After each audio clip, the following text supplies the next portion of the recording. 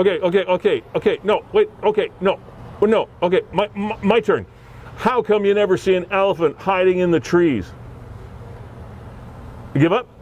Because they're really good at it. All right. Yeah. All right. Think about it. Yeah. Okay. All right. Hey. A lot of jokes going around these days. Some of them good, some of them not so good, but I like that one. How do you know, by the way, if there's been an elephant in your refrigerator? There's footprints in the butter. That's an old one, I know. Okay, the jokes don't get any dirtier, but the show's going to get more fun as we go along. Welcome to episode number 25 of the 411. We're headed down to the Fiddler's poorhouse. We're going to be there in just, about 20 seconds or so. I'm Sterry. We are powered by WeeStream. We are fueled by Gales Gas Bars Limited. And again, thanks to Fiddler's Poorhouse for putting us up here every week, every Thursday at 7. This is the 411. And also to Nick at Niagara 411 and all you contributors. Thanks a lot. Come on in. Some cool things to talk about tonight. We'll fill you in just a second. All right, there we go. Okay. What a beautiful evening. I'm telling you. I got to go this way. We have less and less room over here. I got to squeeze by here. So this is December the 3rd and episode 25, as I mentioned, of this epic show called the 411. And I'll fill you in on, we have a couple of guests coming on the program today. Thanks, Kevin, for getting me hooked up there and wired for sound. Appreciate that. So yeah, it's a nice evening. Now, more on that in a bit. First, we're going to start this program with something that is kind of a sad note, and I apologize for that. But we really wanted to do this story right off the top. The young man whose picture you see right beside me there on your screen. His name is Eric Weatherspoon. Eric went missing from the Glenridge area of St. Catharines last Sunday. We saw the original post on Niagara 411. There have been numerous comments and numerous people try to help and offer input as to where Eric might be or where he might have been seen.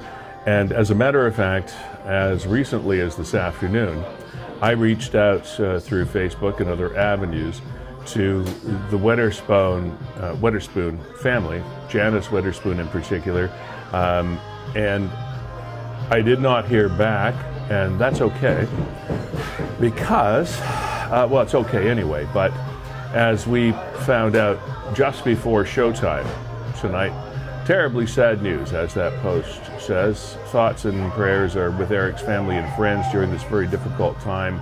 The 29-year-old Eric Weatherspoon was found deceased in the old Glenridge area by the Niagara Regional Police Emergency Task Unit. They were doing a ground search in that area, and detectives from the 1 District St. Catharines office of the NRPS coroner attended the scene. Foul play not suspected, and out of respect, as you can appreciate, for the family, no more details have been released about this case or about this incident, and people have been working diligently since last Sunday to locate Eric, and we were going to attempt to do our part this evening on the 411 to see if, in the best case, if Eric were still with us, we might be able to find him. Unfortunately, that didn't turn out to be the case. So I know this sounds weak because you see it and read it every day about someone or some group of someones that our hearts and prayers do go out to the family, and but they sincerely do. There isn't a whole lot you can offer other than words, and we're very, very sad that this story had this ending. But we do appreciate, as does the family, I'm sure, everybody that attempted to figure out what was happening here. Okay? So, coming up on the program tonight, there are some interesting things we're going to bring to your attention. One of the things has already been brought to your attention numerous ways, I'm sure, and it is that what has been referred to as a fireball that was seen in the skies over southern Ontario, over Toronto, western New York, and, well, just about any area that's in that sort of geographical loop, if you will. And meteor, fireball, what were the films we were seeing, etc. We will show you the film, and we will also talk to a gentleman who we have had on the program before, who actually wrote an article for the Weather Network about this phenomenon that happened a couple of days ago. Scott Sutherland is going to be joining us a little bit after 8 o'clock, and he'll be explaining exactly what it was we saw, what exactly it was the cameras saw, and what's going on. So the secret, well, maybe not a secret, the explanation, the reason behind the Southern Ontario fireball and all those videos you may have been watching coming up after 8 o'clock. So if you want to find out exactly what it was, exactly what's going on, exactly what happened, and exactly what you're looking at, stick around and join us for Scott Sutherland. We're also going to be bringing you, because he is, of course, a science writer and meteorologist with the Weather Network, he's going to be talking about the Weather Network's winter prognostications for our area. The Weather Network's Canadian forecast for winter came out over the last few days, so we're going to be talking about what's going on there. A little bit of good, a little bit of bad. Well, welcome to a Canadian winter. So that's coming up as well. 7:30 today, or around there. We never really hold too much time. Like if it ticks over to 7:30 and we're in the middle of chatting with you, that's okay. We'll wait till 7:32.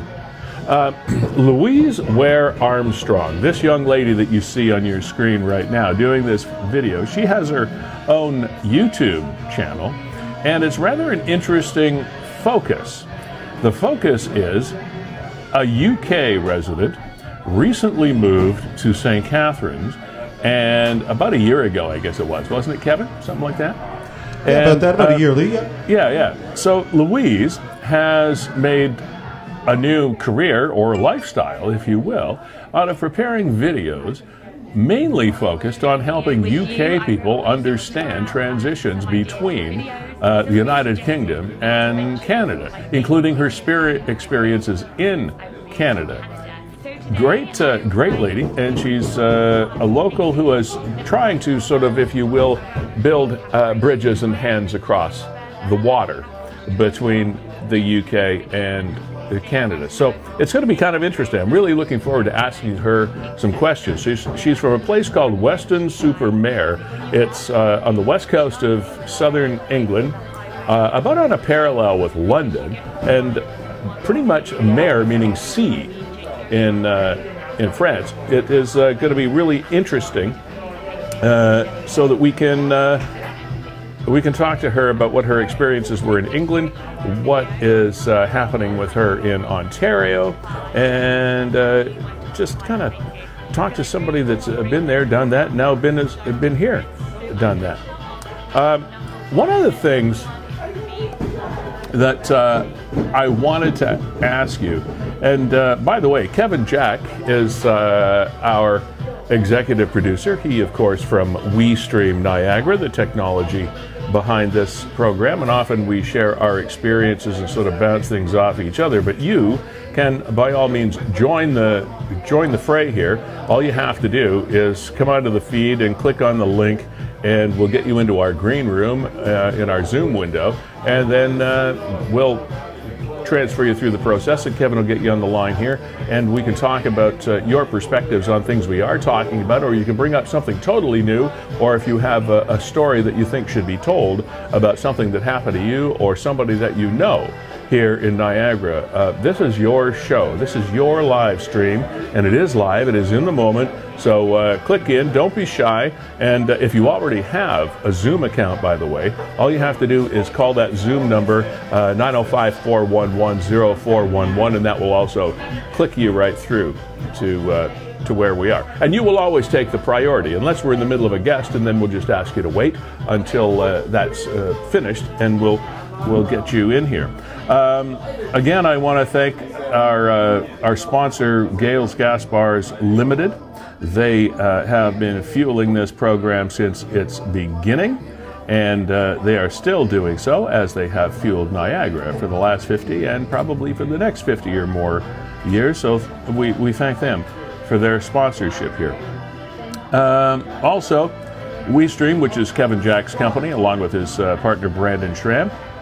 Great to have them powering this program. And Nick at Niagara 411 and his contributors, meaning you, that frequent that page. Thanks for being a part of this thing, and you are a part of it, so make yourself a part of it if you so see fit. And of course, Dave Mukparian and his great staff around us here at Fiddler's Poorhouse for allowing us to sit in your window here in St. Paul Street in St. Catharines every single Thursday night to bring you this show. So before we go any further, this is what I wanted to talk about. And Kevin, you can ask me. We have all experienced finding weird things in parks or in the street or in our travels or whatever. You find a stray shoe or the odd mitt or a sock somewhere, right? I mean, we've all seen that stuff, and you wonder, how does that happen? Like, how does somebody lose a sock? I guess there's a lot of different ways. How can you lose a shoe? Well, all kinds of ways. You walk in with a backpack, you get shoes, with a boom, whatever. So, however, and we've all experienced this thing. Things drop off vehicles, they fall out of wagons. You know, there's all sorts of possibilities. Imagine the possibilities. But I experienced something today that really kind of gave me the shivers a little bit. And I'm a little bit guilty because I didn't do anything about it. And I want to know what you think we should do. Kevin, weigh in here when I'm done. So, I had occasion this morning to be walking my dog along Lakeshore Boulevard. So I'm walking between where Lakeport meets Lakeshore, down Lakeshore to where Lakeshore meets Lake. All right, so it's sort of that almost to Ontario Street, that sort of funny little area there. A bit of a triangle there. Yeah. So now laying in the grass off the side of the sidewalk on the Lakeshore Road side of the sidewalk were two things very close together. One of them was a lady's winter coat, one of the long coats, one of the sort of down-filled, puffy coats. Not an inexpensive garment, one with a hood. It didn't look too ill for wear. It didn't look worn out. It didn't look ripped or torn or anything like that. It was just kind of laying there, back to the ground, and like the hood up, and beside it was a sweater, sort of a fleece style sweater that they might have worn underneath this coat. And there was nobody anywhere around, not anywhere. And so I stood there for a minute, and I wonder what would happen if I called the Niagara Regional Police Service and said, hey, I found garments that should belong to somebody, but there's no somebody. And I wonder, where did that somebody go and leave those things behind? What happens to those people? It's one thing to find a sock or a mitten or the odd shoe or something like that. We all do that. But a winter coat and a fleece-like sweater that obviously somebody needed or was using, and there's nobody around. Like, what happened to them? That's weird, Lee. So what did you do? Nothing? Guess what I did? Kept walking. I kept walking my dog, and I thought, surely somebody's going to probably come back and find it. But the coat, though, that's a little puzzling. Yeah. The more I thought about it, the more I felt like I shouldn't have done nothing. You never know the circumstance, but you're right. You always find one shoe, and then, like, how does that I could understand finding a pair of shoes. Somebody changed shoes and left them on the bumper of their car or something. But one shoe, like, so is there somebody walking around there with one shoe on, going? I don't know. Where did I misplace that other shoe? Like, but who's walking around in the wintertime without their winter coat? I don't know. That's what's puzzling. I mean, I find single socks in my own house. I have no idea where the other sock goes. You know, we all do that. The dryer eats them or something. It gets floated out into the ether. I don't know where the other socks. That's a weird one. I don't. Yeah. Now, how about this, Lee? Years ago, kind of same neck of the woods. My wife and I were in Port Dalhousie. I left her cell phone on the back bumper of the car, and we were right down in the lower parking lot by the beach. Yep. I left it on the bumper. We drove away and went home. We went down Main Street, and then this is our route home. Made the left onto I guess it's Merritt Street, right? That goes north there. Yeah. And then came down into the 4th Ave area and continued on from there. If you leave a cell phone on the back bumper, where did we find that cell phone? On the back bumper. No, it did fall off the car. Okay. In the Port Dalhousie part at home. No, you know what? It made it all the way until we made the left-hand turn onto Merritt Street. Really? Yeah, is that what it is, Merritt? I think I'm saying it wrong for whatever reason. Okay, so you were in Port Dalhousie. Yeah, we came up the hill from the parking lot, continued straight through there.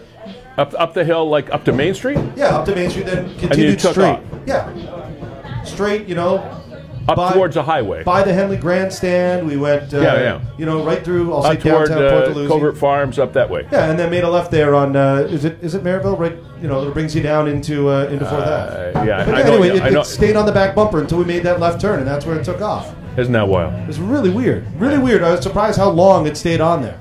I've left many coffees on the roof of my car and driven away, splash. Now, I guess what I'm asking, if you have any input as to what I should have done in that situation, especially if you're in some sort of emergency role or cop or something like that. Now, in a park not far from there, also dog walking. I walk all over the place with my dog. I see all kinds of things. Now, and this one was a little bit different, but it was just as spooky in that there was an entire little overnight camp site. No fire or anything, but you could tell that a homeless person had stayed there for the night in this tree in a park near my house. And because there was like sleeping stuff there were other clothes, there were all kinds of personal items. It was like somebody had taken there, and there was a backpack there as well. It was almost like someone had been just spirited away from this spot. Now, because of the type of materials that were left, I could tell that it was somebody that spends a lot of time on the street or outside or on their own. So I could tell just by looking at it that this was the case, but where were they? And a lot of times, people that live in those situations cherish those possessions a lot because those are the only possessions that they have. So they're not in a hurry to just discard them and take off. So I worry about these people. And I vowed today, after I got home and I was thinking about this more, I vowed today that I was not going to do nothing. That doesn't sound like good grammar. But I was not going to do nothing anymore. If I saw that, I would call in, and if the authorities don't do anything or the service agencies don't do anything, okay, so be it. But it just really kind of left a niggling doubt in my mind as to what might have happened to or what became of someone that leaves those things behind. Maybe they don't know. Maybe they're in a state where they're confused and they don't know what they're doing. That's who knows? I don't want to conjecture, but now, that was today. That was kind of freaked me out today. That is a little freaky when you see stuff like that, because your mind starts racing and you want to put together the backstory.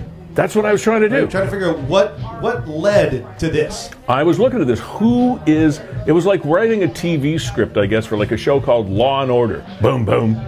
And you got a photo shot of a coat and a sweater on a boulevard in a city, and you go, where is the person that belongs to this? Now, I don't know. Lee, along those lines, and sorry, but my geography absolutely left me. Martindale Road is, of course, what I was thinking of. Yeah, Martindale. now that makes sense, Kevin. So there you go. There's Port Dalhousie. Yes. And, I know you said Merritt Street's over in, Merritt. Merritt, yeah. So we were all the way down there, Lakeside Park, lower parking lot, came up that steep hill, continued all the way along Main Street, yeah. With a cell phone on the rear bumper, and it only came off right there at that intersection. Because I hung left onto Martindale. Yeah. Now, this week, Lee, and I'll stay with the map here, I was driving north on the 406, and right downtown, it looked like city workers were dismantling some sort of unsheltered encampment. And that's the word now that people are using for homeless. Unsheltered encampment? And it was right here by the on-ramp, just up, I guess it would be the Geneva Street on-ramp to the northbound 406. Yeah. On kind of the inner circle there. Right. And they had the forklifts in there, and they had city crews, and they had police station there, and they were dismantling what appeared to be like a homeless, not a shelter, but a homeless tent encampment. Yeah. It was right there. All right. I don't know if anybody else saw that, but I saw that this week. Drove right by it. Okay. Where do all the flowers go? Where do all the people go? What happens to these people? It would be nice to. Well, maybe it wouldn't be nice to know, but it's certainly interesting to know. What is the? Have you ever? Let me throw this question out to you. And if this is something that you've had experience with, we'd really like you to click in here and join us and tell us your story on the 411. This is our TV show version of Niagara 411 through WeeStream Niagara, through WeeStream. We are not directly a derivative of Niagara 411, but we do partner with Nick and all of you contributors for content, etc. So this is our own gig. So we can kind of sort of do whatever we want to some measure. And if you have come across one of these strange findings and maybe followed it up better than I did, and have any suggestions to how people might be able to go about reporting something like that. I don't think it's, oh, by the way, 911, I found a coat on the side of Lakeshore Boulevard, or Lakeshore Road. I don't think they're going to think too kindly of me calling 911. As a matter of fact, there was a posting from the Niagara Regional Police Service that went up on Niagara 411 this week about, by the way, gang, meaning all of us in Niagara, here are the guidelines for which you are allowed to call 911. We don't want you calling 911 because you want to find out about the COVID testing rules. We don't want you to call 911 because there's a cat in a tree. You know, I mean, it's emergency uses only, but what qualifies as an emergency? Well, that was posted by the Niagara Regional Police Service on Niagara 411 this week. And there you go right there. What is 911? What is an emergency? What is not an emergency? How to use 911 for non-emergencies. Now, there is something that is probably the link that makes the most sense with regard to what I was talking about before, is if you find something that makes you feel a little bit uncomfortable, like I saw that coat and the sweater today on the side of Lakeshore Road. For non-emergencies, what do you do? Who do you call? How do you report it? What happens? What can you expect to have happen? What are your responsibilities? What are their responsibilities? I think we're in an age where we really have to make more effort. I have to make more effort. I know that, to look after my fellow human, because we have a lot of challenges going forward. More challenges than a generation has had for a long, long time. And many generations have faced this. Kevin was telling me earlier today about taking his young children to go see Santa at the Penn Center. A totally different experience of seeing Santa than children for generations, for years, have had to experience. Kevin, you said your kids had to wear masks. They had to be a distance from Santa. They couldn't give him their letters or their wish list. And this is something that, I mean, talk about taking the sparkle out of the sparkler. It was still nice. I mean, the kids were still really happy to see Santa and interact with Santa. But yeah, they couldn't sit on Santa's lap. Yeah. The pictures, they did a good job. But this is at the Penn Center. They took the train that they normally have, and normally you would ride the train in a big oval, but they just took it, had it stationary, and that's how you get your pictures. And they've at least put on one side of it plexiglass. So Santa sits in the front in the train. The kids are kind of in one of the carrier cars, and that's the photo that we get. Right. But not the Christmas we're used to. Yeah, but they couldn't take the letters, and the kids worked so hard on the letters. Yeah. So now, I'm assuming that Canada Post still sends the kids letters to Santa Claus. And like if you put them in the mail, Santa Claus, they always used to forward them to Santa. You'd put them like Santa Claus, North Pole, HOHOHO. Yeah. Right? Ho, ho, ho, for a postal code. And the backstory to that, Lee, is always inspiring. It's volunteers all across Canada that help make that happen. Yeah. That help, get the letters to the North Pole and make sure that that Santa replies. So your kids will be able to get the letters to him. Yeah, we'll do it that way. Yeah, you do it that way. Yeah, we'll do it that way. But, all right. They did them, and we brought them and dropped them off and all that stuff. So. Now, something kind of. Now, I know we have Louise Ware-Armstrong hanging around in the Zoom room, and we're going to bring her on in just a couple of minutes. But while we are talking Santa Claus, I want to mention a couple of things. We are working diligently behind the scenes to bring you Santa here on the 411, as well as do something really, really special. And with the WeeStream Niagara technology that Kevin Jack and Brandon Schramm bring to bear in Niagara, we are going to be able to connect you and your children virtually in real time. Now, we haven't got a day or a time yet with Santa Claus. And Kevin, maybe you just want to. We'll keep you updated on the time, and we'll blast the heck out of it all over social media, etc. When we nail down the details of when Santa's available. But Kevin, maybe you could just give us a little bit of a backstory, to use your term, on what our folks can expect and what they should get their kids ready for. Yeah, we're looking to stamp out maybe 2 or 3 hours of time where it will be you and Santa, and we'll give Santa. Gosh, Lee, people can see these cameras keep freezing on us tonight. We're not entirely sure why. Not sure why either. So we're still here. Trust me. There's me right there, frozen in time. You know what? I'll just show you St. Paul Street. Yeah. And we can go from there.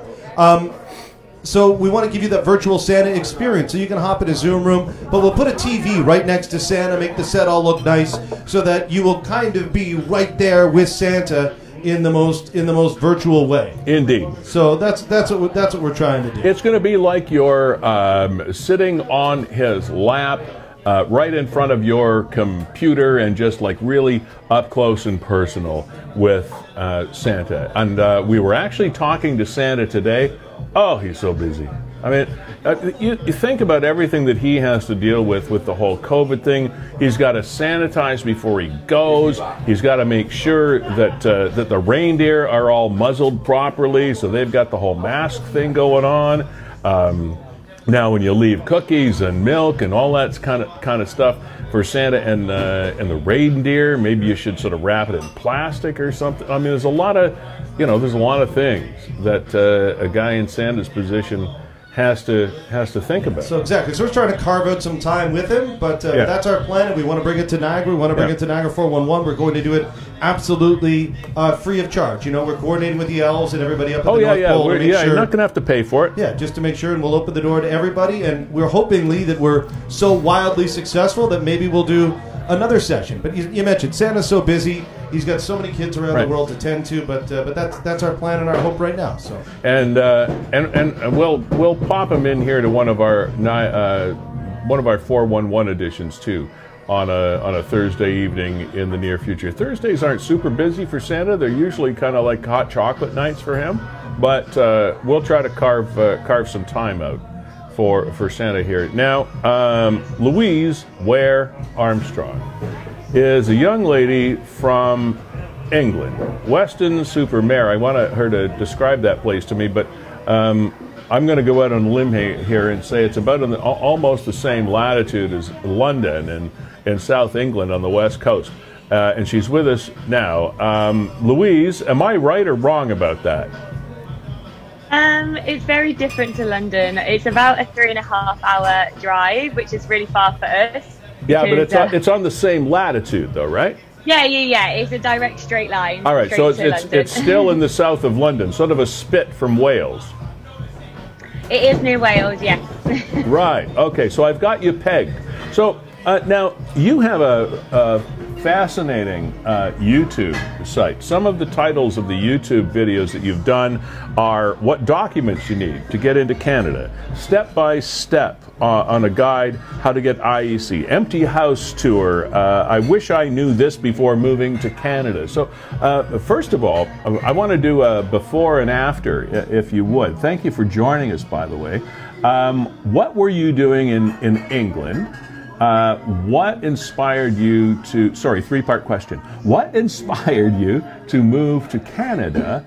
And thirdly, how did you get this concept of what you're doing with your YouTube? Can you remember all those questions? Yes, I can. Okay, good. Off you go. First of all, thank you so much for having me today. My pleasure. So when I lived in England, I was a professional dancer. So I did different contracts around the world. I lived in Cyprus, I worked in like Paris, and I was just a performer really, working 5 nights a week, dancing every single night. I had a really nice lifestyle, to be honest, but I had got a knee injury, so I wouldn't be able to keep that up forever, and me and my partner just decided that we wanted to try something new and maybe just move somewhere different to England and just try it out to see if we would like it. Right. And I'm going to be honest, we were going to look at Australia first, but we realized it was a bit too far from home and we wouldn't be able to get home as quick as if we were in Canada. And then one of our friends moved to Canada over in Vancouver and they absolutely loved it. So we was like, let's just try Canada. And that's kind of where we started.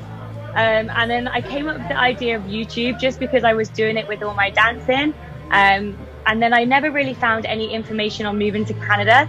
So I just thought it would be great just to put in some information on our journey. And it had so much interest. I couldn't believe how much interest it had that I just continued it really. And it's just a great way for my family to see it at home in England. Yeah. Like our journey.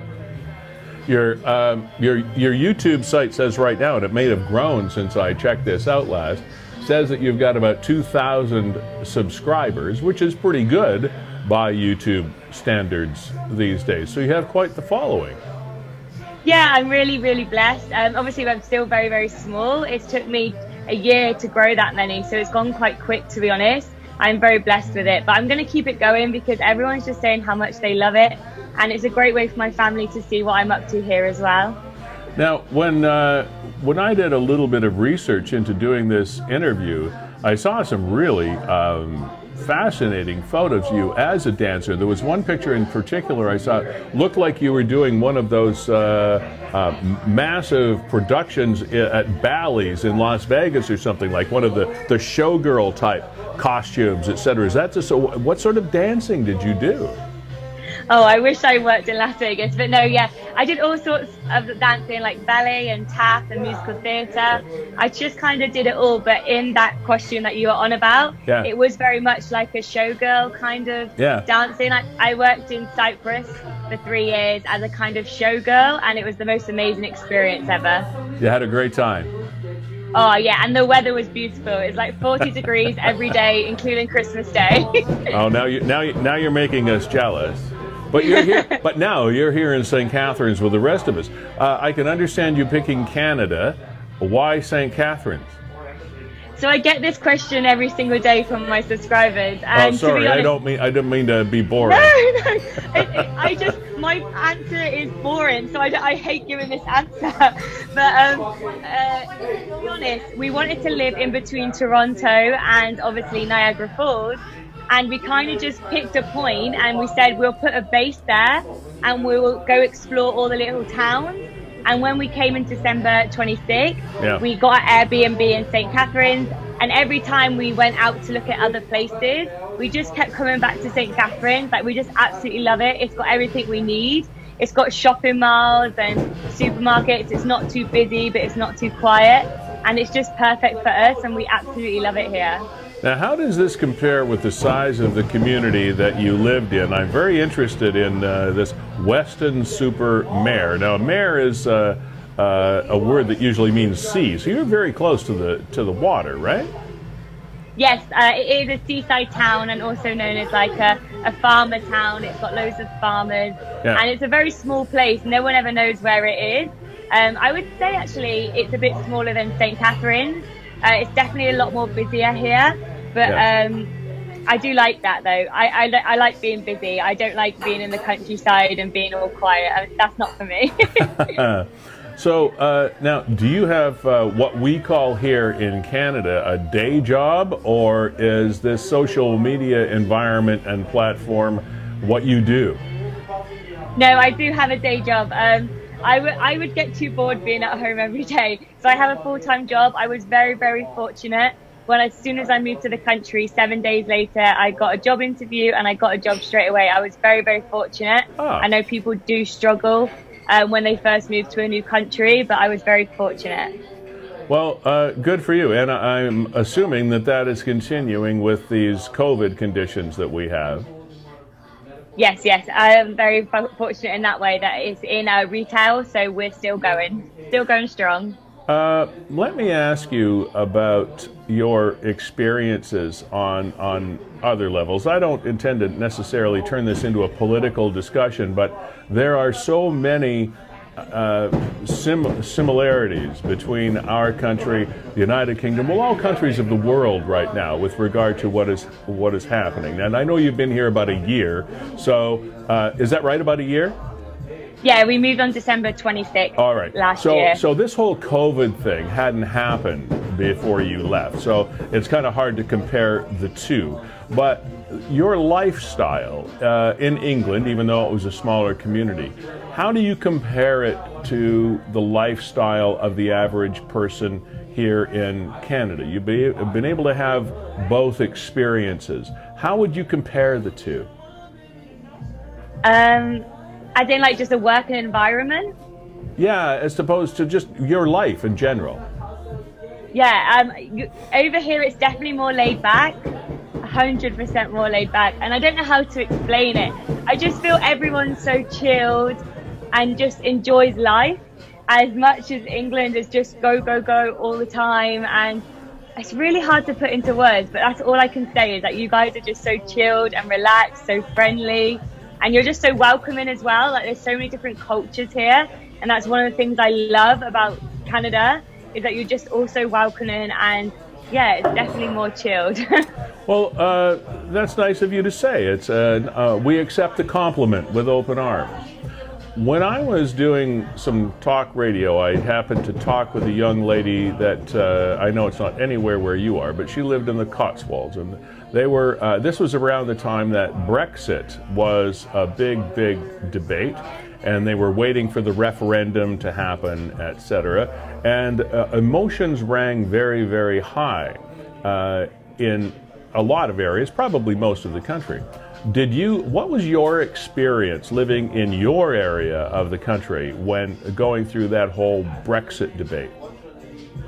I don't like to go into politics too much because I don't think I'm in England majority of the time. I've always been traveling. Okay. But I just felt Brexit went on for such a long time. Right. I think the whole country was so relieved when it was over.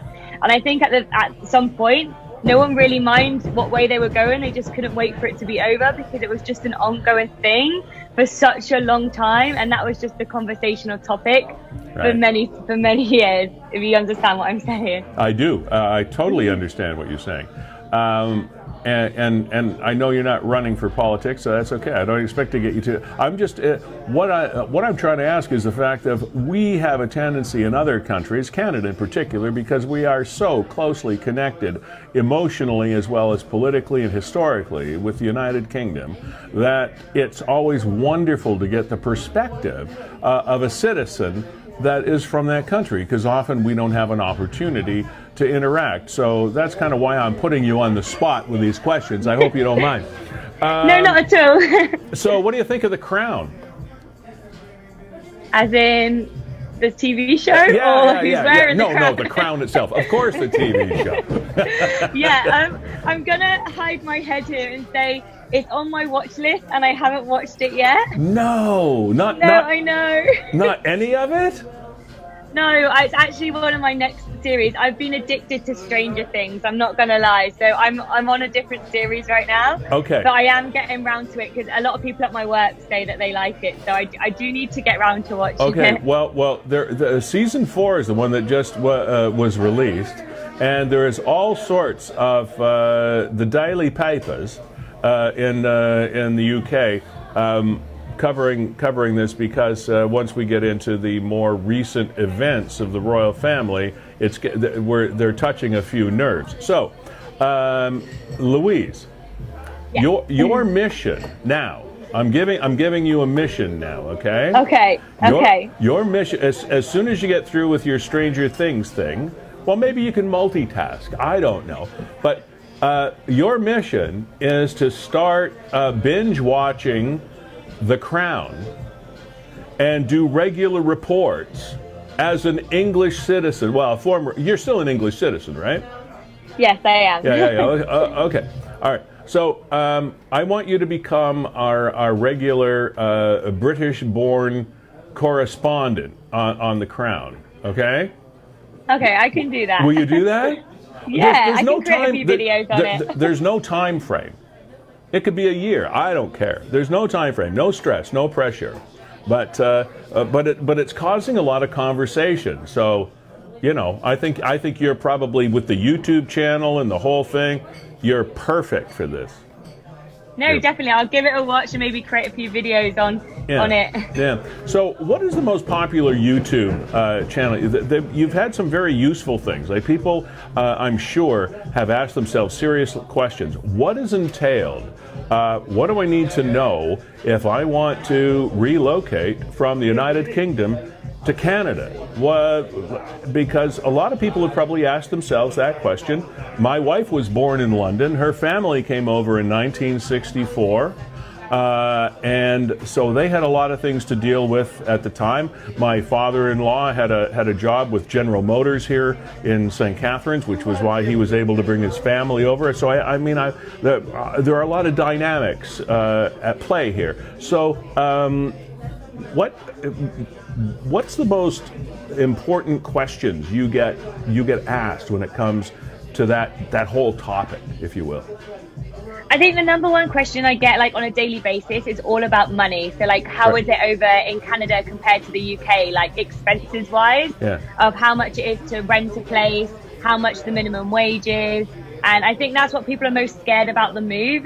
It's quite straightforward with the visas. It's questions, and you either get in or you don't get in. Right. But to actually go and do the move, I think people are more interested in if they will be able to afford the move and how much it does cost to do the whole move in general. Okay, and so that's why I'm assuming your YouTube channel with these various topics have been pretty well received since the time you've been here. Yeah, I kind of do my videos on questions that people ask me. Yeah. So I'll get a few questions in my inbox on Instagram, and then I kind of make my videos around the most popular questions. So one of my most popular questions was, do a house tour of a Canadian house. So I did a whole house tour of my house because they are very different to the UK. And then another question was, how much was the cost of living? So I did a video on that, and now that's hit 18,000 views. So I'm very, very blessed for that. Yeah. And I just kind of only do my videos on people that are interested in those videos, so I wouldn't create it. The housing, I mean, I've been over there a couple of times, and I've been in different communities, etc. The housing tends to be smaller dwellings, higher prices, is generally, like compared to here, is generally, and I say generally, meaning that, the case. Is it still the case today, as far as you know? Yeah, obviously we haven't brought just yet. We're just renting, and it is cheaper to rent here in this location than where I lived in the UK. And obviously, if you go to Toronto, it's probably a lot more. But a thing that amazed me here in Canada is the basement situation. I was in one of my friend's house, and she said, "Let's go down to the basement," and I was like, "The basement? What's a basement?" Yeah, what's the basement? Like in England, you only have a basement if it's like a spooky thing, and no one goes down there. So we more have like the main floor and an upper floor. We never go down. So that was amazing to go into a basement for the first time. Yeah, today a basement is where we put Granny when she moves in. You know, we put a bed and a toilet down there, and we have what we call our ensuite. That's our basements now, yeah. Well, we put a bed in ours for when my grandma comes over. That's amazing.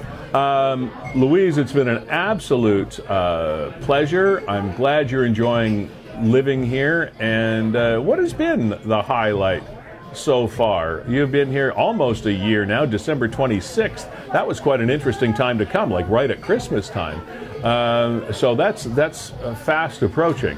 What has been the highlight of your year, or the thing that you have been surprised by the most?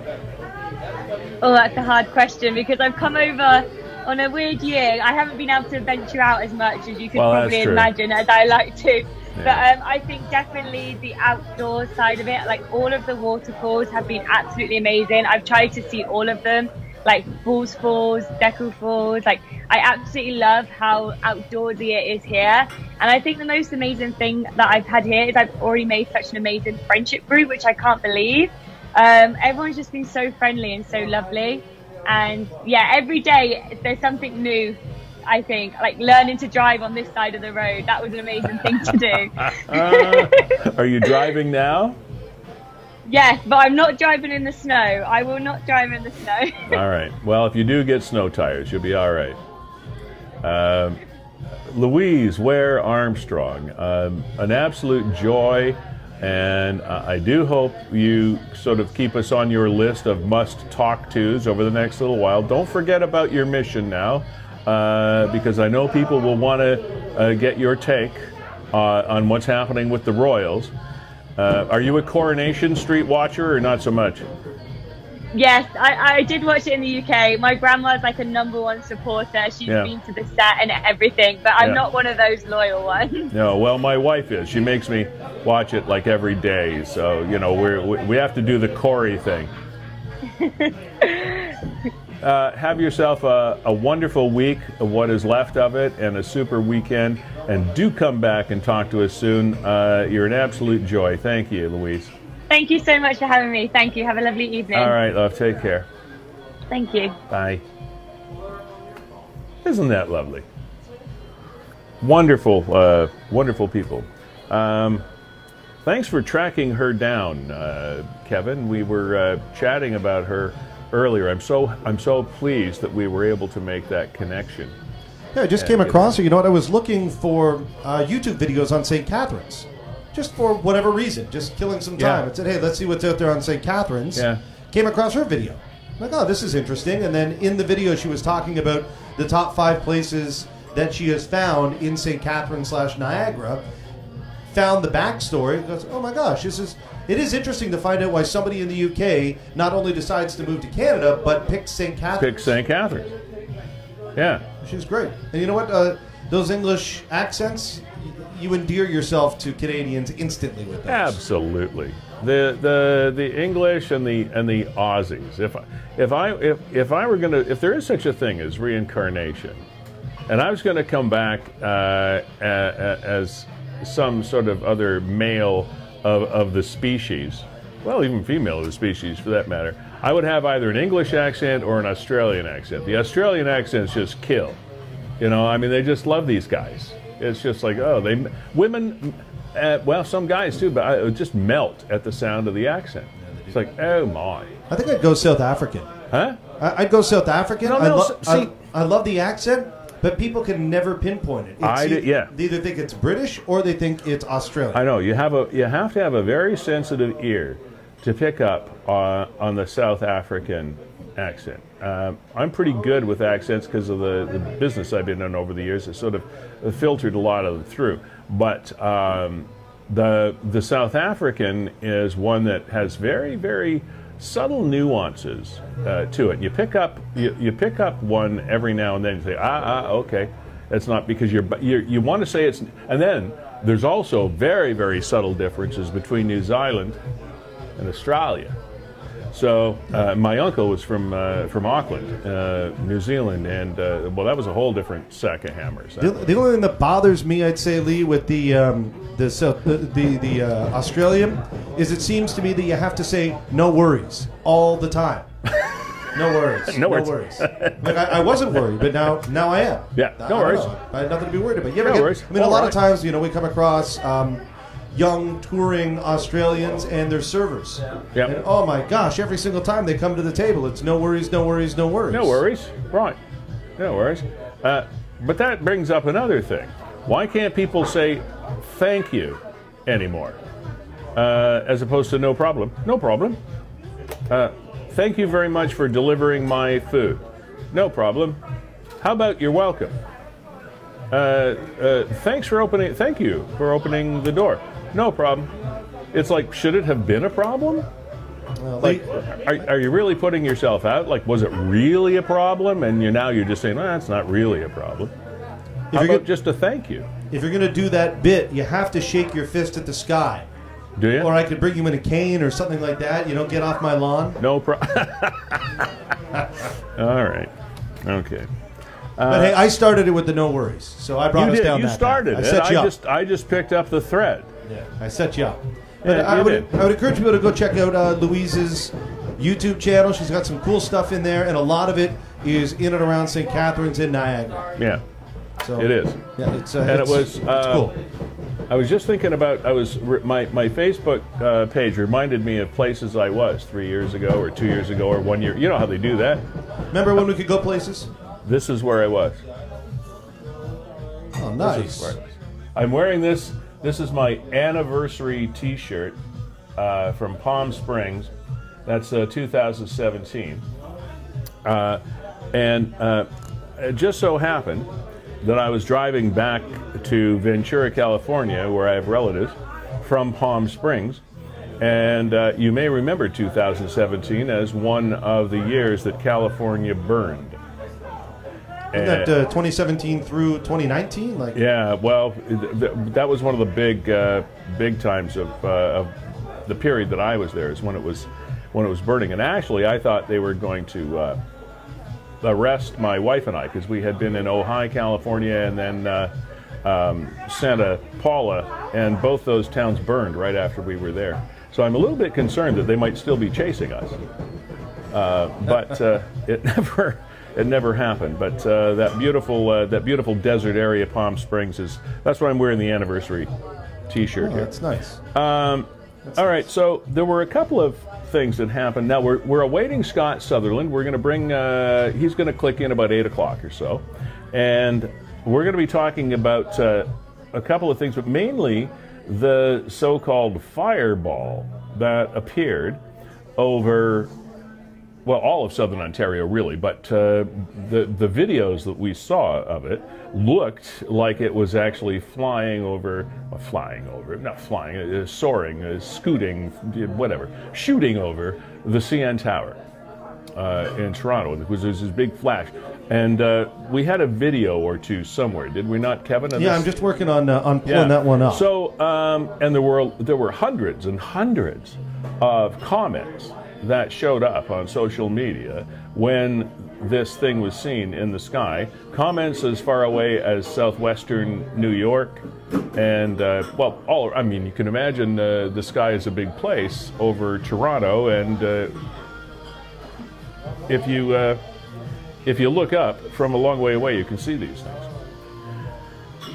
So Sonic, okay. This is the video here from the Weather Network. Yeah, this is the one from Scott Sutherland, by the way, from the Weather Network. He's a science writer and meteorologist at the Weather Network. A sonic boom apparently accompanied this basketball-sized visitor from space. Can you see that flash? These things go by so fast.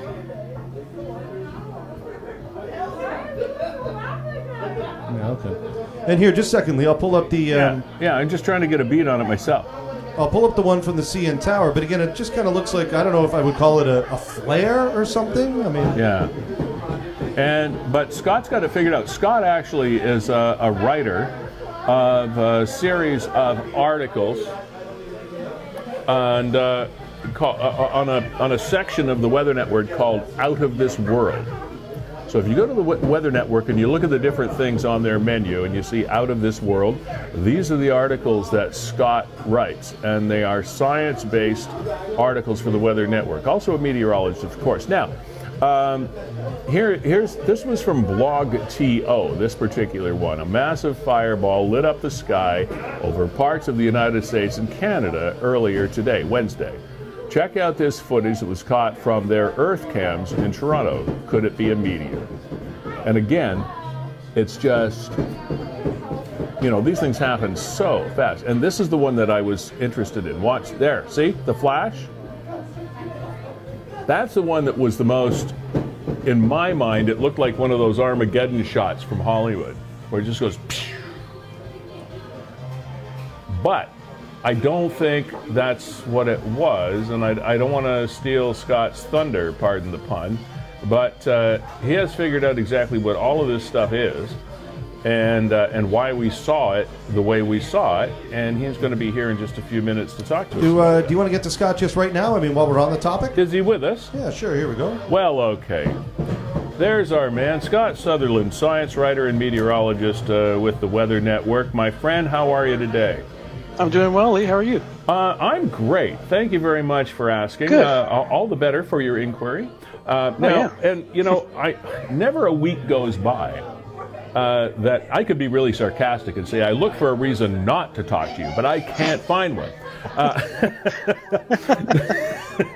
But I don't really mean that seriously. I love talking to you. No. But, I know. But never a week goes by that I could not put together a list of 8 or 10 things that I would want to say, look, let's call Scott. And I try to resist because I don't want to overexpose you. You're kind of like Elvis, you know. If we talk to you too much, it's gonna lose its impact.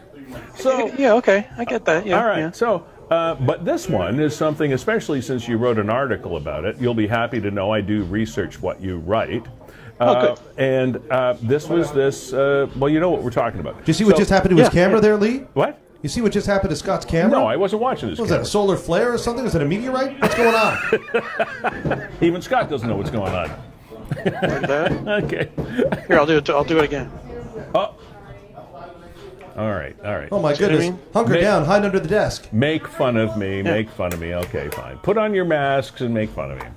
All right. So now that we got that out of the way, thanks for having your fun with me, Kevin. It's all right. We'll talk later. So now the so-called meteor, the so-called flash over the CN Tower, the so-called whatever it was. Start at the beginning of the story and walk us through this, would you please? Okay, well, it was just after 12 noon yesterday, and I started seeing some reports show up. I think it was actually a specific person that follows me on Twitter who said, "Did you hear about this meteor that flashed over the area?" And I was like, "Oh, that's interesting. Okay." And I looked around and I didn't see anything specific at the time, but usually when that happens in this area, I'll go to the CN Tower cameras. Right. Which are run by EarthCam, and I will look around to see if I can see anything. And most often, nothing happens. Most often, I don't see anything at all, unfortunately. It's because it's either just pointed in the wrong direction, because they move. They pan in different sections of the downtown core, and then they'll look off to the east, and then they'll look off to the west, and so forth. And it just seems to be usually that they'll cut away a minute before it's relevant. But in this case, I was looking in the eastern or western view, and I noticed this bright flash. Right. And then I switched to the eastern view, and it happened at the same time, roughly. And I thought that was from the meteor. I thought, wow, that's really bright. That must have been a really huge meteor that entered the atmosphere. But unfortunately, that flash that lit up the city in that video wasn't real. No. That part of it was probably just an artifact of the camera doing something weird at the same time, like they were resetting their brightness levels or something like that. Okay. And so this flash showed up. I thought it was timed almost perfectly, because it went off at 12:03 something, and the reports started coming in on the American Meteor Society page that ranged from 1203 down to 1220 and so forth. And this is usually people see it, get excited. They're not looking at their phone or their watch when this happens. Mm-hmm. And then they go onto the website and they'll put the report in and go, oh, I think it was 1204 or I think it was 1205 or whatever. They don't know exactly. Right. So I thought, okay, well, there's obviously some play here that nobody quite knows exactly what time it happened. So 1203 is plausible. Sure, it looks like it. And so I put it up on Twitter thinking I'd seen this bright flash. And it was one of the meteor scientists from the Western University that helped me work it out and find out that when you actually see the images of the meteor itself, none of them are that bright. Okay. Like if we go back to 2013 and the Chelyabinsk meteor over Siberia, over Russia, that one, when it passed over some of the cameras in the downtown core, it lit up the sky so much that it rivaled the sun. So that that meteor was casting deep shadows on the ground as it passed overhead. And so I think it wasn't out of the realm of possibility, but in that case, when you actually had a camera that pointed up at the meteor, it just blazed and the light filled the entire camera view, and then it went out. Okay, so while in this case, you look at it and it's just this little bright streak in the sky, very thin, and that's all you see. There's no really bright, expansive thing. That's the real thing. Right, that little streak. Right, is the real thing. They are the ones I've seen. It's spectacular enough in the fact that this was something about, yay big, about the size of a basketball. Yeah. Some irregularly shaped rock from the dawn of the solar system came slamming into our atmosphere, and if you were there and you saw it, it was spectacular, brilliant. So I saw. Apparently, if you were in Syracuse or Rochester, which some of the or anywhere in the area, you heard a boom, like a sonic boom went off. Yeah. Because the meteor exploded about 35 kilometers up, but that airburst will just radiate down into the ground, and you'll hear that like a sonic boom. So. Some of the stuff I was reading, and I read a lot, so I can't recall where or whether it was even related. But is this because, is this some relative story to the tale of Halley's comet? Like, or is it another bunch of space debris that's up there? This turned out that it was probably just what they call a sporadic. It's just a random piece of space debris that's been up there for billions of years that just happened to randomly have a bad encounter with our planet, basically. All right. Okay. And but the Geminid meteor shower does start tomorrow night, I believe, or the night after, and that one's from an asteroid called 3200 Phaethon. That may be an extinct comet, because it's an asteroid that has a comet-like orbit. It orbits really close to the sun, and then it goes way out again, and then comes back in, rather than having these more circular orbits that most asteroids do. All right, so it's remarkable in its own right, but they're not related. This isn't related. Right. To that. So there was a happening. There was a meteor. It did go boom over western New York, western to eastern New York. But it wasn't that big Armageddon-like flash that we saw over Toronto. No, unfortunately not. I had to retract that one off Twitter. Well, I mean, I had to retract that off Twitter and explain to people that it was shared thousands of times, and I was like, okay, I got to stop this because that's I don't want to be spreading misinformation.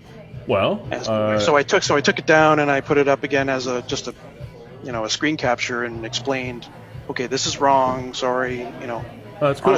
No, it's great though that we had an opportunity to do that, and that's what science is all about, isn't it? Exactly. That's exactly right. Yeah. Hey, Lee, can I hop in here and just ask a question of Scott? I'm going to do it anyway. Kevin. Okay. Hey, Scott. Oh yeah. Don't ask. You won't listen to me, so go ahead. I don't know the answer to this, and I've been hearing you use the phrase: a meteor becomes a meteorite when it enters the atmosphere or when it touches ground. Can you answer that one? When it touches ground. Technically, it's a meteoroid, when it's in space. Oh, now it's a meteoroid. And when it's flying through the atmosphere, it's still a meteoroid, but that's the object. And then the object hits the ground and it becomes a meteoroid. The meteoroid, as it's passing through the atmosphere, sheds that bright light because it compresses the air in its path. And it's like it's just pushes all that air together till it glows brightly, and that bright light... Okay, so we got a meteoroid and a meteorite. What's a meteor other than an old car? That's the bright light. So the bright light you see from the meteoroid is the meteor. So a meteoroid creates a meteor flash, and then when the meteoroid hits the ground, it becomes a meteorite. So why is it then that you were referencing it as a meteor the whole time when it's flying through the atmosphere? Just because nobody really knows what a meteoroid is? Yeah, it's easier? Okay. It's easier, yeah. You don't want to totally nerd out, but it's easier for people like me that flunked physics to understand. That's why. But if you're with your your space weather geeks, you're using the word meteoroid. Usually, yeah. Okay, cool. And I'll write it. That's great. Trust me. But that's usually when I have a lot of time to explain, and I can write a paragraph that says what the different terminology is and stuff. But I'm glad you asked, because that's great to sort of get that out there, Kevin. and explain. Yeah. That's a great question. All right, you'll have me back next week, Lee? Yeah, I will. Yes. That's a very, very good job making the host look like an idiot. That's great. Scott, thank you for helping Kevin in his quest. His never-ending quest to make me look insignificant. Okay, which is never great. Insignificant. Oh, that's love it when a plan comes together. That's good. All right, now I know this isn't your core competency, but you do have the title of meteorologist, and I did give you time to bone up on this. The Weather Network, your organization, came out with its its Canadian winter forecast and preview just a few days ago. So, to get to the bottom line, what I hear is it could be a winter of extremes for us, but generally not so bad. How do you see it?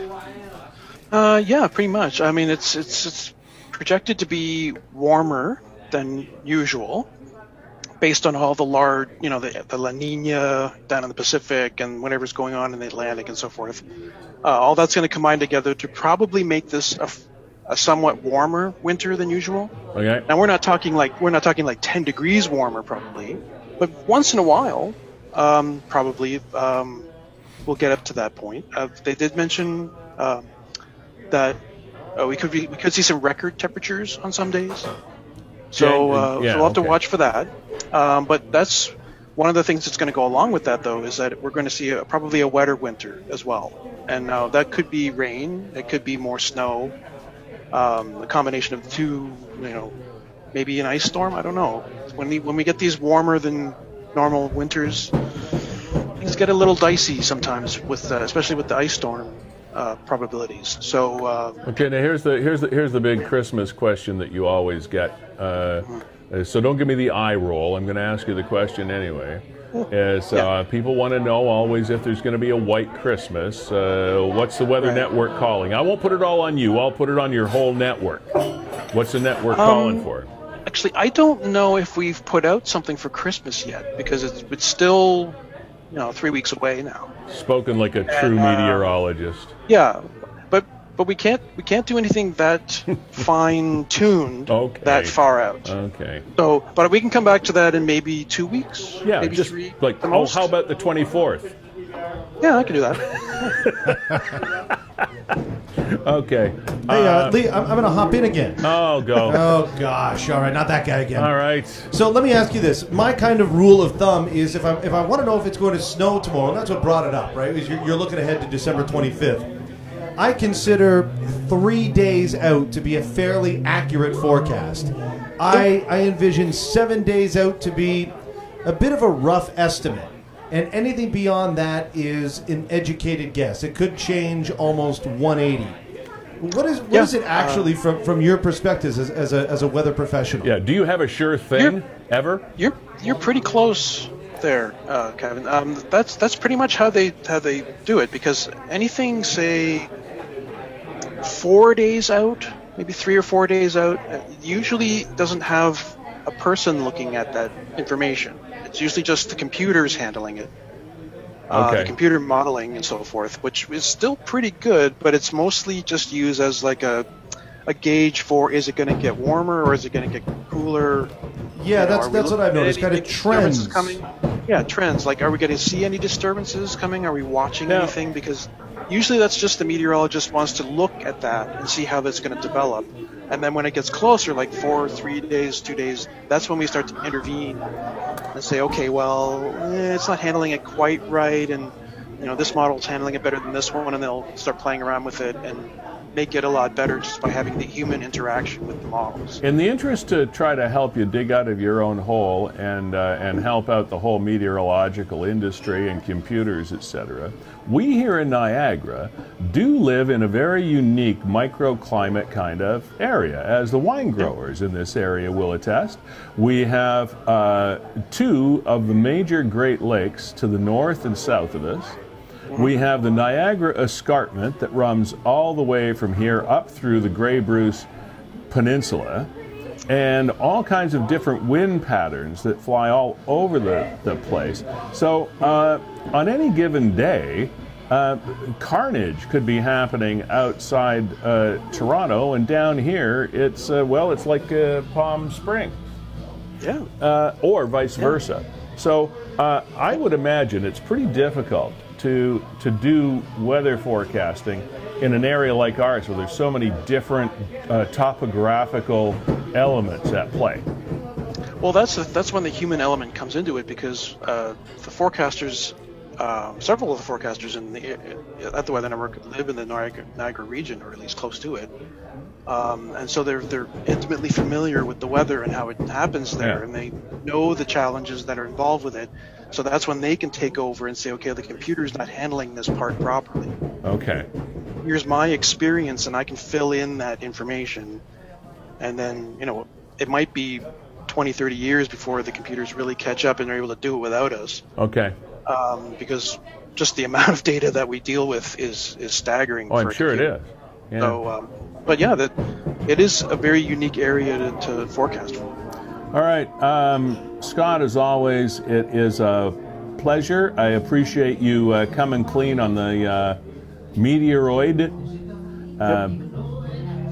That was part meteoroid and part meteor.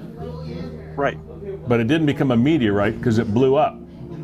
Yeah, they don't think that it probably survived. They said something, the scientist I was talking to said it was moving too quickly. So it would have completely disintegrated in the atmosphere. Okay, but I got my terminology right, did I? You did. Awesome. Perfect. All right, thanks, Kevin. Okay. Scott, have yourself a wonderful weekend. Hopefully we'll talk to you before Christmas, and stay healthy. You too. Take care. You too, Bye. Kevin. Bye. Thanks, Scott. Well, as per usual, my friend, you ask very intelligent questions there, Kevin, so I'm glad we have somebody behind there that's got their head screwed on, right? That's very... it's not every day that we have an authority like Scott, to actually ask those questions and get the definitive answer. Everybody else is just guessing over a coffee, right? Well, see, there you go. There you go. I actually didn't know that. I haven't heard that before, that it's actually a meteoroid, and that the meteor is just the ball of flame. It's a ball of fire. Yeah, the ball of fire. And that is something... because of your studious question asking, that I found out too. I had never heard of a meteoroid before in my life. No, neither have I. Okay. Just more useless information with which to thrill and amaze your friends as you do another mask conversation over the next couple of days. So there was is a Christmas market. Somebody mentioned to me today here, I think it was actually no, my wife and I did stop by, just her and I, because we live in the same household. Stopped into a local restaurant for a bite to eat, and we were talking to the server, and she said she was going to scoot on down to the Christmas market on King Street at Market Square in St. Catharines to try to support local businesses, etc. And we got chatting, and I asked her how business was at the restaurant. She said, well, it's okay, but it's not good. It's down, and it's they're just trying to hang on. like everybody else, until we can get this ramped back up. And there was a scam that has been going on, and this is the one right here that you see on your screen. It was posted by Nick at Niagara 411, and it came out of the Public Service Information Division of Niagara Regional Police Service. And the Niagara Falls Christmas Market, which happens every Friday, Saturday, and Sunday, is, just so that you are aware, absolutely free. It never ceases to amaze me how creative people can find a way to try to scam other people, break the law, and make a buck. There are some people going around Niagara Falls in particular selling tickets to visit the Niagara Falls Christmas Market. Well, there are no such thing as tickets being sold for the market, because the market is free. Okay, just to get that out there in case you haven't been able to read the comments that came along for the ride. Now, there is some debate as to whether the market's worth visiting or not. That's entirely up to you. One person's pleasure is another person's pain, you know, as they always say. So those kinds of comments notwithstanding, just be aware of the fact that nobody should be selling tickets to the Niagara Falls Christmas Market, because it is free. By its very definition, it is free. All right? Just wanted to clean that up. Now, Lee, I don't know if you want to transition from here into the taxi scam. It was right here on my list. But didn't want to get away from this while you're talking about markets. That tomorrow in St. Catharines, they're doing a free grocery giveaway thanks to an anonymous donor. So we'll get that. That's also at Market Square, is it not? It's Market Square St. Catharines as opposed to the Christmas market in Niagara Falls. Yeah. Grocery giveaway for those who need it. Tomorrow, Friday, December the 4th, Market Square, St. Catharines, King Street, between 1 and 3 in the afternoon. Lineups could be long. They will meet social distance requirements, so please plan accordingly. And I'll just add this one, just be patient. And whoever this anonymous donor is, they've done this before, they continue to, and whoever it is, as it says there, a huge thank you to you from all of those people that need to take advantage of something like that happened. And that anonymity is just one of those things that does warm your heart, because in this day and age there are all kinds of people that do things specifically for recognition. Not that they don't have good hearts, but they don't mind being recognized and having their profile boosted, and that's great. I mean, each to his own, and everybody has their own way of doing things and looking after their life. But when somebody does this anonymously and provides that kind of help and contribution to the community, it's just it's a little bit extra. It just adds a little bit more good karma to the event, if you ask me. And it seems, Lee, that, you know, every aspect of life somehow Seinfeld's involved. Yeah. Or at least, and I'm sure, do you remember the Curb Your Enthusiasm episode with the anonymous donor? Oh, yes. Yeah. And that's every time I hear anonymous donor now, I can't help but think about the anonymous donor episode in Curb Your Enthusiasm. Yeah. I guess it depends what you're donating. Doesn't it? Yeah. I'm trying to pull up the taxi scam here, but if you're familiar with it, Lee, while you're looking for it, this is a pretty elaborate process. This is one of those cons that you might see on TV, where you got a team of people, or in this case, it's a duo of people that scam people out of their money. So it starts with a taxi cab driver. A pretend taxi cab, not whatever. Anyway, taxi cab driver and a potential customer.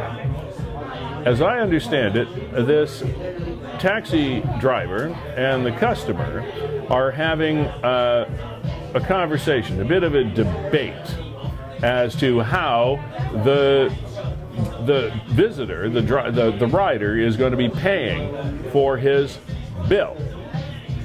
So the taxi driver, if I am doing this correctly, is saying, I can't take cash.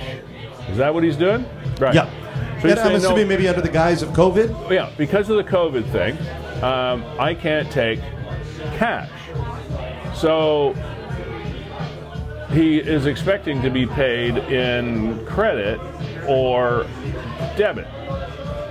Now, the third-party person that is the victim of this scam is in the area listening to this, and this is all set up between the cab driver and this other guy, or person. So now, the potential customer says to the third-party person, who's the innocent victim in this, say, listen, can you pay this guy's bill by one of your credit cards, and I'll just give you the cash, like right here on the spot. If it's going to be $50 or whatever it is, if you put it on your card, I'll give you the cash right now. And this person says, well, I guess I can do that to help you out. You're in a bind, what are you going to do? So the person gives the cab driver the credit card. Then the cab driver swipes the card, but also copies the number and pin pads, etc. There's a bit of a technology thing here as well. And then before you know it, everybody's hightailed it out of town, and they've got your cards, and both people are using your cards, and you've just been scammed. You've been had. So I know I probably missed a step in there somewhere, but that's the essence of it, right? Yeah, that's pretty much the core. But the only thing I thought, in addition to that, and sorry, I couldn't dig up the story, is that at some point they actually switched cards on you. Like they gave you back a fake card. There's definitely a flim-flam. So that they could take your card. Yeah. You would walk away thinking, but, I mean, these guys must be good, as they would have to have a litany of different credit cards, because they don't know what credit card you're going to give me, and you have to give me back one that at least looks like mine. Yeah. So these people are not they're not amateurs. No. They know what they're doing. And it sounds, frankly, to me, it sounds more complicated than I would want to do. I don't think I'm smart enough to wrap my head around doing that. But anyway, these people are pretty good at what they do, and.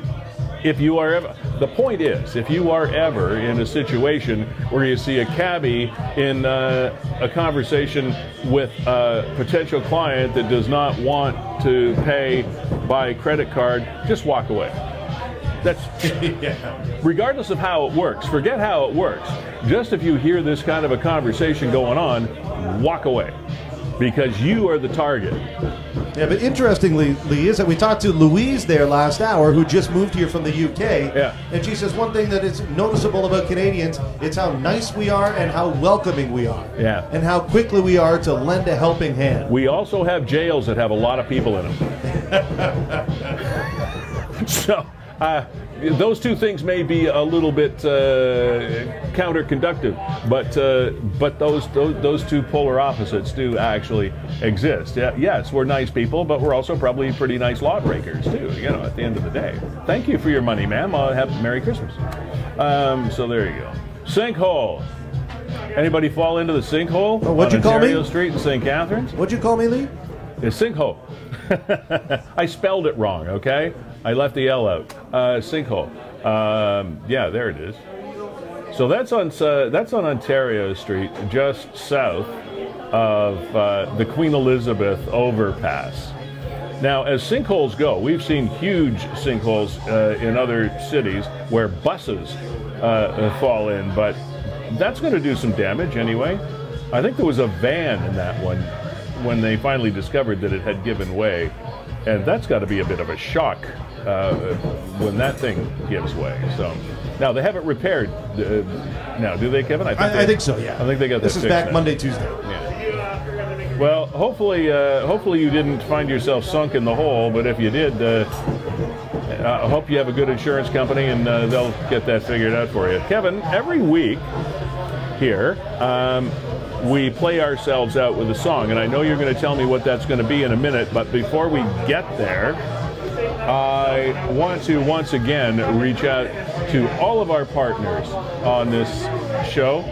Our hosts here at Fiddler Poorhouse, Dave McParian and his staff, thank you. As Kevin is indicating to you right now, Gales Gas Bars Limited is our sponsor and fuels this program and has done for the past 25 weeks. We appreciate Jessica Friesen and her wonderful staff at Gales for being that supportive.